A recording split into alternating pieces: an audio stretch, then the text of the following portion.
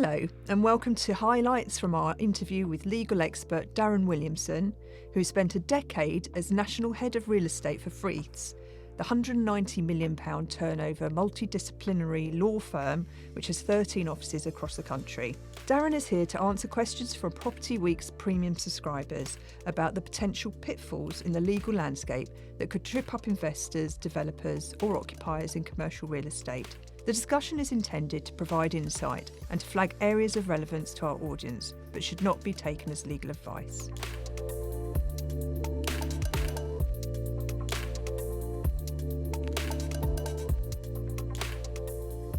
I've never seen in my 30 years as much legislation as there's been over the last couple of years.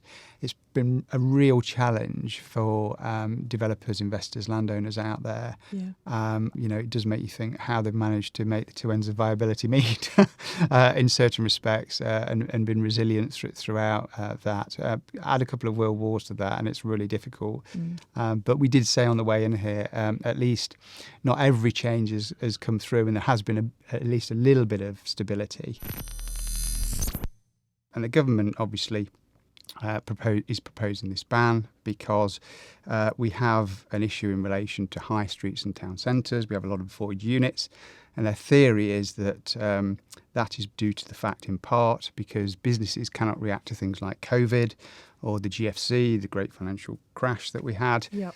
And so this allows rents to go up and down in line with the market. So you can see the logic to that. There are arguments against whether that will be the solve all, but you can see why it was put forward. If you have a lease at the moment that has an upwards only rent review in it, and that tenant grants a sublease after the act is in place, then we have a mismatch. In terms of Northern Ireland and how the market reacted, there was a two-tier market for a while. So leases with upwards only rent reviews did attract a bit of a premium for a while. And the same sort of solutions were used by landlords in terms of catering for that position.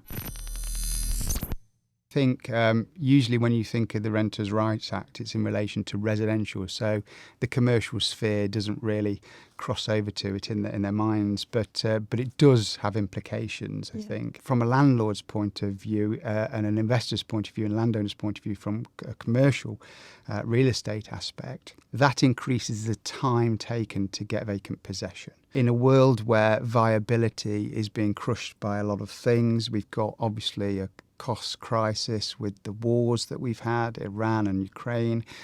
We've got numerous additional costs for developers and landowners, which we might touch on later. It's all about viability, and viability is inextricably linked with speed. Yes. And there's no way to structure around this. It's just going to delay things, which is a real bear trap and problem for developers and investors and landowners.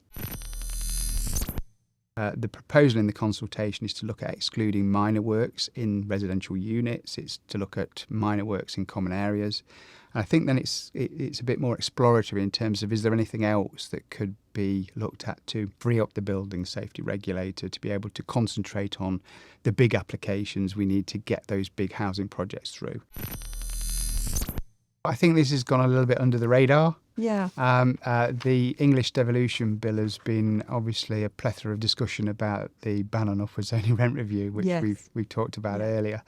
But this one slipped quietly through, I think. But it is relevant to commercial property and investors and developers and landowners because, again, if you are developing an office block or a shopping centre, and it impinges on an asset of community value, this is going to be relevant.